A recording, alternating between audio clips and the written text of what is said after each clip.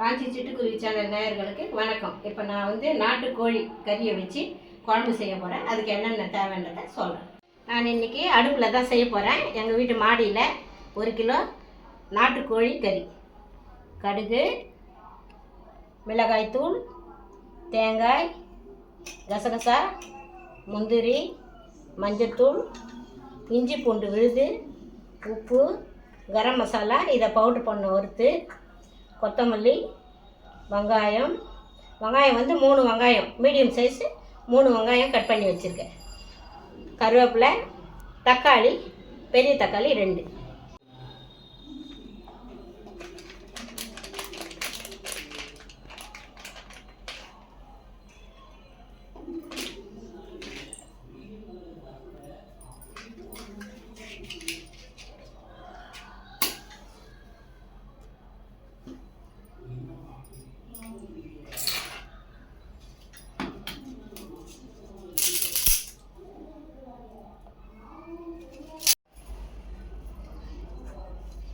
இப்போ பாருங்கள், ஒரு கடாய் சின்னதாக வச்சுருக்கேன். கரம் மசாலாலாம் வறுத்துக்கலாம்.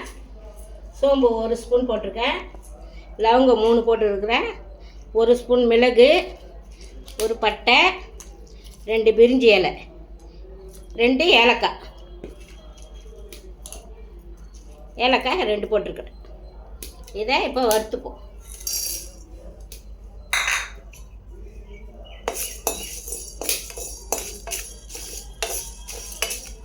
பாருங்க, மசாலா வறுபட்டு போச்சு. இப்போ கசகசாவை போடுறேன். முந்திரியும் அதான் கூடவே போடுறேன். முந்திரி வந்து ஒரு 5 முந்திரி,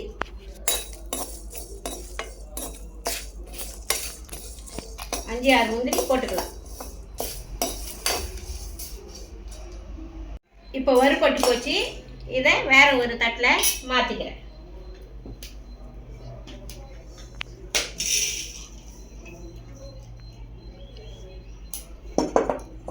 மாற்றிட்டு இப்போ தேங்காயை லேசாக வறுத்துக்கலாம்.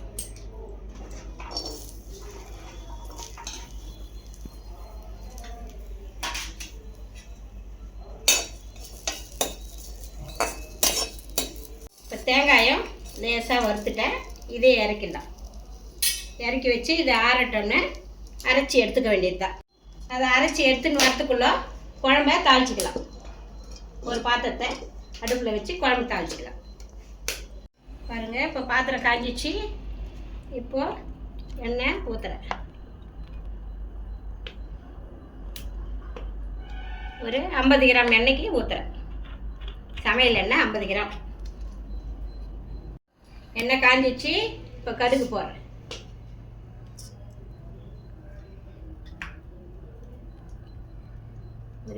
கடுகு பொரிஞ்சிடுச்சு. இப்போ வெங்காயத்தை போடுறேன்.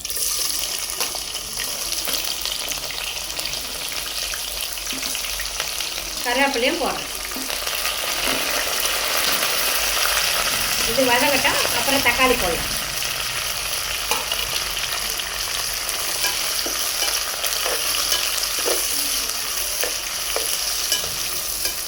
பாருங்கள், வெங்காயம் நல்லா வதங்கிச்சு. எப்பவுமே வெங்காயம் வந்து எந்த சமையல் பண்ணாலும் வெங்காயம் கொஞ்சம் நல்லா வதங்கினா தான் நமக்கு குழம்பு எதுவாக இருந்தாலும் சுவை கொடுக்கும். இப்போ தக்காளி, அடுத்தது தக்காளி போடுறோம்.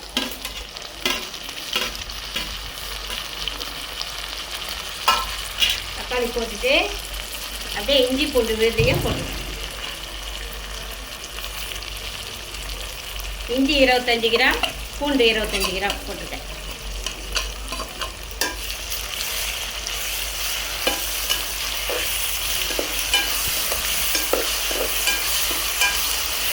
இந்த கறியில் வந்து கொஞ்சம் இஞ்சி பூண்டு விழுது, கொஞ்சோண்டு கரம் மசாலா, தயிர் வந்து ஒரு 5 ஸ்பூன் தயிர் போட்டு கலந்து ஏற்கனவே 1 மணி நேரமாக ஊறின்னு இருக்குது. அதுதான் இது. இப்படி இருக்குது. பூண்டு, தக்காளி, வெங்காயம் எல்லாம் வதங்கிச்சு. இப்போ கறியை இதில் போடுறேன்.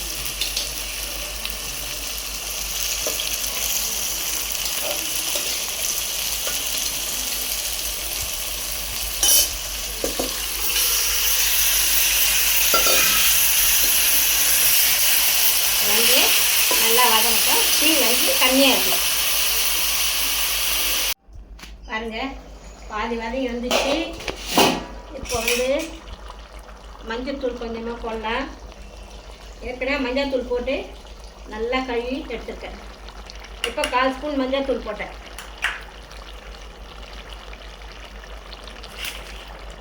கல்லுப்பு ஒரு 3 ஸ்பூன் போடுறேன். அப்புறமா தேவைன்னா போட்டுக்கலாம்.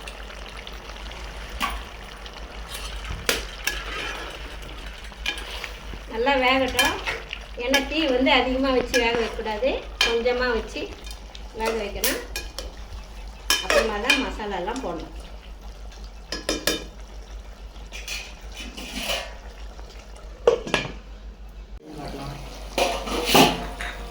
பாருங்கள், மிளகாய்த்தூள் போடுறேன். 1 2 3. இது கொஞ்சம் காரசாரமாக தான் இருக்கும். 4 ஸ்பூன் போட்டுக்கிறேன்.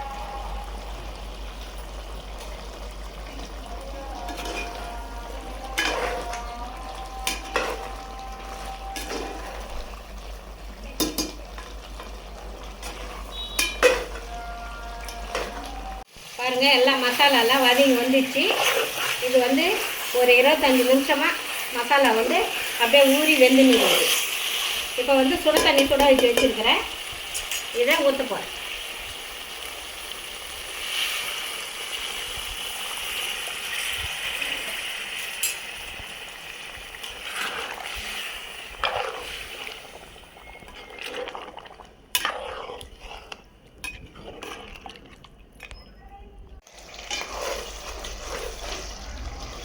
பாருங்கள், மசாலாலாம் நல்லா வந்துச்சு. நல்லா வெந்துச்சு. இப்போ வந்து அரைச்சி வச்ச தேங்காய், முந்திரி, மசாலா ஊற்றிடலாம்.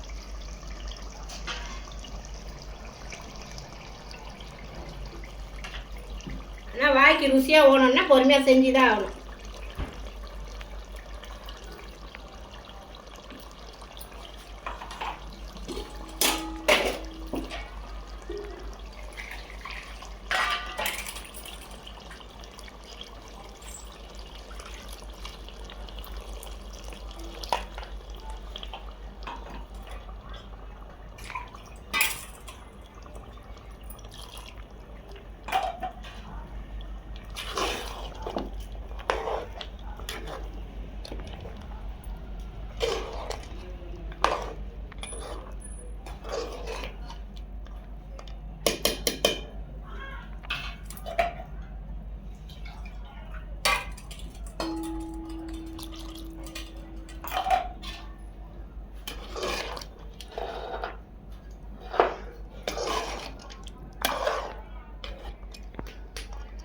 அவ்வளோதான், நாட்டுக்கோழி குழம்பு ரெடி.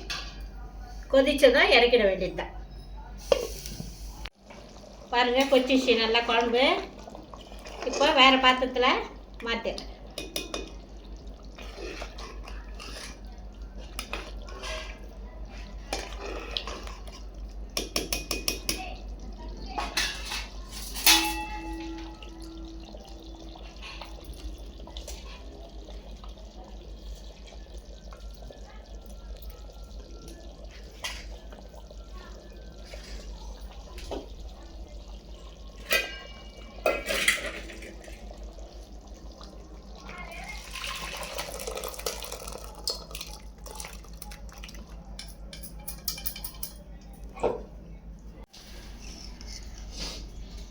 பாருங்கள், நாட்டுக்கோழி குழம்பு ரெடி ஆயிடுச்சு.